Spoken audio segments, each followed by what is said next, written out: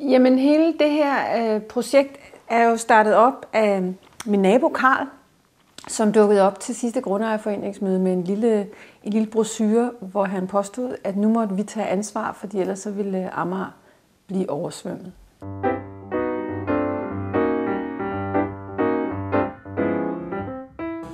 Altså, det startede jo ved, at jeg simpelthen gik rundt med en lille folder, jeg havde lavet til hele Grundejerforeningen. Og spurgte, var der interesse for det her, fordi så kunne vi jo tage det op på næste generalforsamling herude. Og lidt til min overraskelse, så var der faktisk stor opbakning. Jeg tror, der var mange, der ligesom havde det så meget, at det var svært at komme i gang. Altså det der med at skulle have energianalyse, have håndværkere, kontakter og så videre, det er sgu en lidt uoverkommelig opgave, ikke? I en travl hverdag. Og den tankegang, den triggede folk på. Så på generalforsamlingen blev der så nedsat en klimagruppe med jeg tror vi er 6 personer eller sådan noget, af folk her rundt for husene. Og det var så startskuddet til at gå i gang og sige, hvad kunne vi så lave? Jeg havde så nogle idéer, jeg havde præsenteret på generalforsamlingen, men det kom der hurtigt endnu mere gang ind, jeg havde forestillet mig. Og det var lækkert. Det der jo så gør, at der kommer noget, hvad kan man sige, noget olie i maskineriet, det er så, at vi har kunne få noget støtte til at dække de der basisudgifter, der er ved at gøre sådan nogle ting her. Så det er vigtigt, synes jeg, at samfundet sådan understøtter sådan nogle tiltag her. Man kan ikke overlade det bare til den enkelte.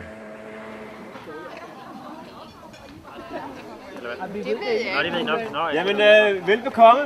Jeg vil bare sige, at vi har fået lavet en aftale med en energikonsulent, der hedder Hans Dollerup, som nogle af jer har mødt til et informationsmøde, fordi vi nu er gået sammen som grundejerforening og ligesom kan hive Hans Dollerup herud til at lave energisyn på mange adresser samtidig.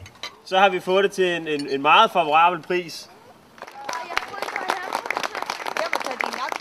Altså, jeg har lyst til at føle, at jeg gør noget. Jeg har behov for at gøre noget. Om det så hjælper noget eller ej, det kan man så diskutere på det helt lille mikroplan her, men alene det, at jeg føler, at jeg gør noget, det får jeg det bedre af. Man kan se, at hvor meget vand der er i cisternen. Over i nummer 7, der var det varmt vand. Det har jeg aldrig set før. Det viser, at han skyller ud med varmt vand.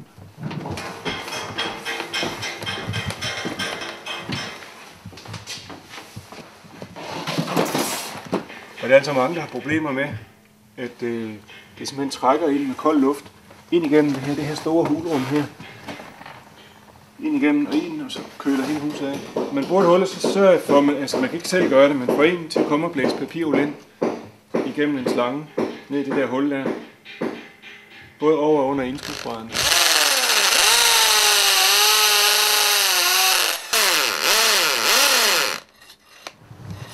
Og så findes der nogle forskellige instrumenter, som man kan kigge ind. Det her det er sådan med en lille videoskærm. Det er simpelthen bare hullet. Jeg ser, det har boret. Nej, der er ingen hul nu. Jeg vil godt være involveret i noget, der havde med klima at gøre op til det her store klimatopmøde. Og for mig der var det sådan faldt virkelig på plads, at det skulle være en lokal og konkret indsats. At det ikke skulle være gennem mit eget arbejde som kunstner, fordi det havde jo sådan lidt svært ved at gennemskue. Klimakunst kunne jeg ikke lige se mig selv i. Så det her med at på den ene side måske få lettet, at vi har meget høje varmeudgifter, og vi bor i et gammelt hus, som er dårligt isoleret og med gamle vinduer, og så på den anden side at kunne have en fornemmelse af, at man måske lavede lidt pionerarbejde, for det er jo faktisk det er. Der er ikke folk før i grundejerforeninger, som har sat sig for at arbejde målrettet i forhold til klima. Og det, der var det gode her, var, at vi kunne sige, jamen, den ene del af det er, at vi måske kan lave nogle kollektive tiltag, som gør, at vi ikke hver enkelt hus skal ud og tænke og gøre det samme.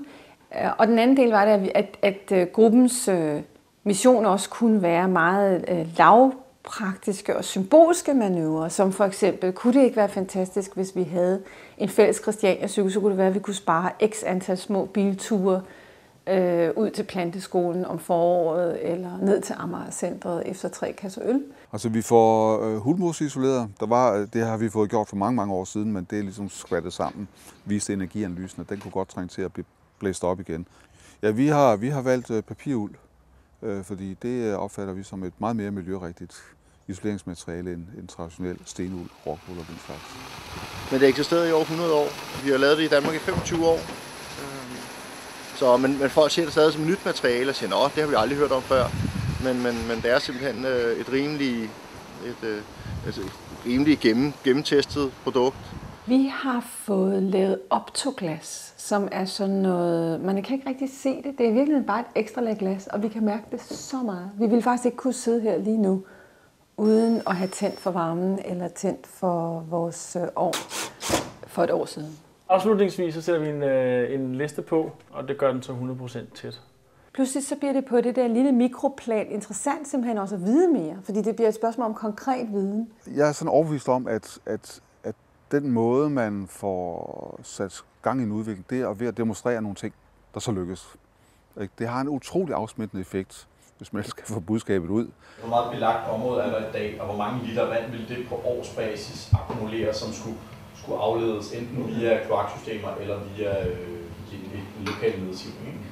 Og så har vi jo lidt et fyrtårnsprojekt omkring hele vores vej, som vi vil prøve at lave klimarigtigt, hvis det kan lade sig gøre. Altså fjerne asfalten, så regnvand kan sive ned og med maskiner, der opsuger det. Og så vil vejen komme til at se helt anderledes ud, end den gør i dag.